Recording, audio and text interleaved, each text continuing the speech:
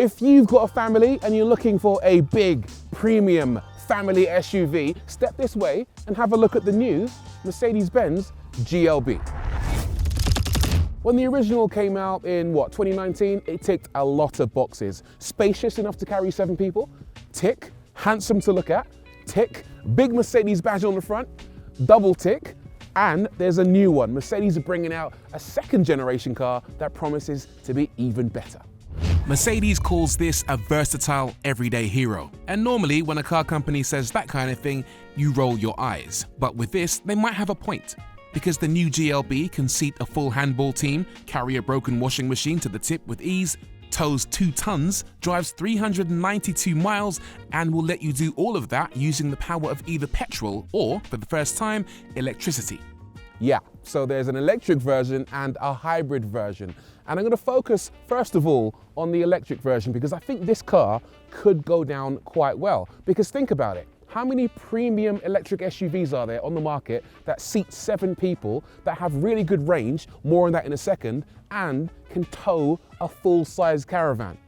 Okay, let's focus on the looks to begin with. Very, very distinctive. Obviously, you got this light bar across the front, typical Mercedes. You got this 3-pointed star design for the new headlights. That looks okay. The grille, very distinctive. It's massive, and in the case of the EV, it's got 94 individually animated 3-pointed stars that shine brightly at night. You've also got, depending on where you live in the world and your local laws, this illuminated 3-pointed star. So when you look in your rearview mirror, you're not going to confuse this vehicle for another vehicle.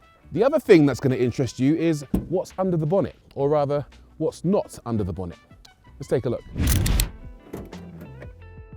One of the big advantages the EV has over the hybrid is the fact it doesn't have an internal combustion engine. So what you get is a very sizable front boot. In fact, it echoes, hello, hello, hello. That's massive. That's around half the size of the boot you get in a Ford Fiesta. Very generous. At the side, it's a chunky old beast, boxy but handsome. The wheelbase has been extended by 60mm, giving 68mm more legroom in the back. We'll check that out in just a minute. There are new 20-inch wheel designs riding on adjustable independent dampers for comfort. And there are the usual pop-out door handles as you'll find on all modern Mercedes. Most importantly though, this car is available in both 5 and 7-seater variants. We'll take a closer look at the seating arrangements very shortly. Before that, let's take a look at the back of the GLB. Probably my favorite angle on this car. It looks strong, confident, purposeful. It's got a nice stance to it. I think the light bar is a bit played out. Everything's got a light bar these days, hasn't it? But at least this one curves down at the sides and it makes it look a bit more interesting than the norm. Plus we've got Mercedes 3-pointed stars in there as well. So decent looking back end. Whether you like it or not though, I think you're gonna like the boot because it's very, very spacious. In the 5-seater version, you'll get 540 litres of boot space, and that is quite a healthy amount. It's also got some underfloor storage, believe it or not, where you can stash your charge cables, and that, in conjunction with what you get in the front boot, makes this car very, very practical. And speaking of practical, if your current car isn't packing enough junk in the trunk, if it drinks fuel like it's on a night out, or spends more time with the mechanics than with you, then maybe it's time for Autotrader. As for the second row of the GLB, really nice back here. So much space. That front seat is adjusted for me at 5'11", and I've got a ton of leg room. That's really good. We've also got some netting down here. I'm not a fan of that. I prefer a solid compartment for hiding my gadgets. Headroom, really good. Sometimes on cars with panoramic glass sunroofs, they can eat into the headroom. That's not the case here.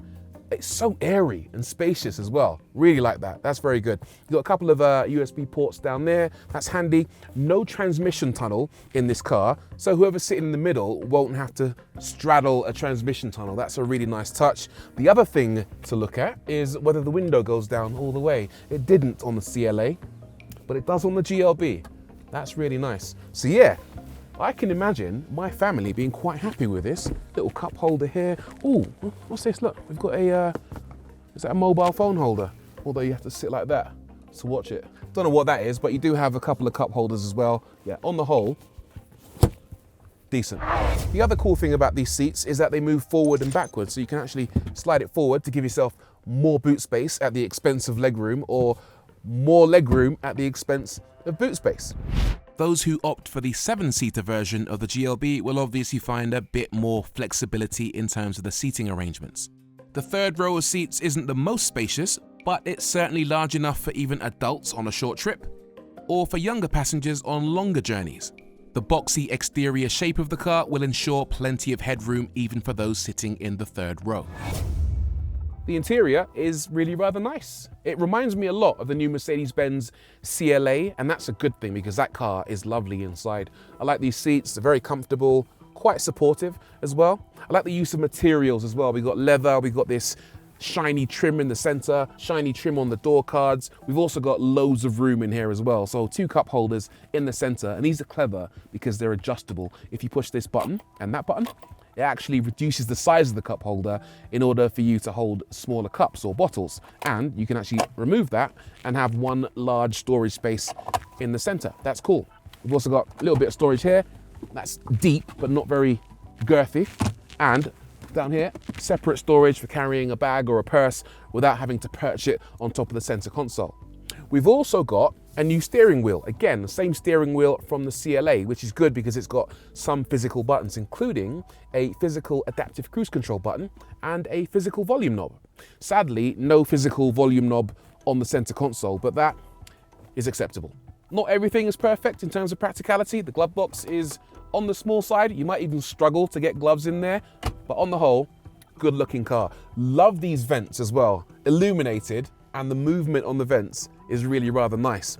As for the rest of it, completely dominated by screens, and how you feel about that, that's your own personal choice. To me, it looks like they've slapped on 3 separate iPads and called it a day, which isn't the most interesting way to design an interior, if you ask me, but at least the system works really well. For the driver, you've got a nice clear display that shows all your driving information. You've got this large center screen for your infotainment system, which is very, very clever and responsive, and it has AI built in, so you can ask it questions and it will answer you in a very comprehensive way. We've also got a third screen for your passenger, on which your passenger can play games, and quite decent games as well, including Fortnite, and watch YouTube or Disney Plus, so your kids are gonna love that. And the clever tech doesn't end there, because this car has a very interesting sunroof. It's massive for a start, which is really good. It's got loads of 3-pointed stars in it, which is maybe a bit cheesy, but it does something very clever. You can cycle between it being perfectly opaque or perfectly clear at the touch of a button. So on this screen, you can actually press that button and it will go completely opaque. Look at that, to block out the rays of the sun, or press clear and it will reverse and reveal the sky. But it doesn't stop there, because you can actually choose which specific panels you want to be opaque or clear to block out the bits that you want to block out. Very clever, very cool. Just want to give you a couple of interesting tech nuggets about this electric GLB. So it's going to deliver just shy of 400 miles of range, which is really quite impressive for a large 7-seater family SUV. And it's going to charge very quickly as well. This uses 800-volt architecture, which means it should be able to top up at 320 kilowatts. And that means it should be able to add around 160 miles of range in as little as 10 minutes. That's not bad. If electricity isn't your thing, Mercedes will also release a hybrid version of the GLB a few months after the EV. That car will use a 1.5-litre petrol engine and a small battery to help efficiency and power. Inside and outside, it will look similar to the EV, but has a unique grille that loses the illuminated stars, but gains an illuminated grille outline. Very cool. Now, back to the EV. In terms of pricing, we haven't got final confirmed figures for the UK just yet, but I would speculate that this should come in at slightly cheaper than a CLA shooting brake, and that would make it, in the electric version, just shy of £50,000, which to me ain't bad, because let's face it, it's a good looking car, it's feature rich, lots of tech, very comfortable, does the towing and the good range and all that good stuff. So yeah, one to watch in the future. Speaking of which, stay tuned, because we're gonna have a full review of this car and the hybrid version coming in the not too distant future. Thanks for watching, like, subscribe, and I'll see you again soon.